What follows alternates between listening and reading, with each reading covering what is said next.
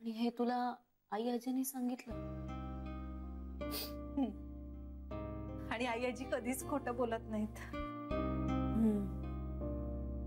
तरी मला वाटत होतच श्री ते पत्र नाही फाडू शकत. अगं मी प्रेग्नंट आहे हे सांगणारं पत्र श्री नाही फाडू शकत.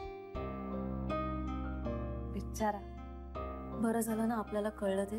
गीता, मला हेही वाटतं डिवोर्स ही गोष्ट श्रीच्या डोक्यातून आलेली नाहीये. पण नोटीस तर त्यानंच पाठवली ना जान्हवी.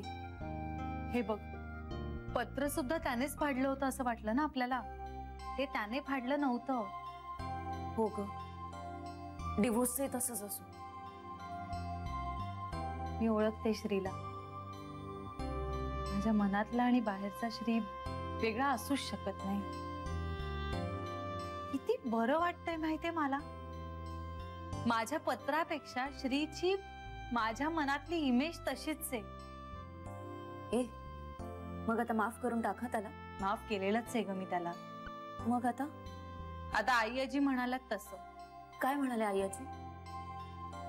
नंतर सांगेन. पण आता वेळ काढू नका. एकत्र या. आयुष्यभरासाठी एकत्र येण्यासाठी थोडी कळ सोसावी लागणार आहे मला. म्हणजे आई आजीने ठरवलंय तसंच वागणार आहे मी आता.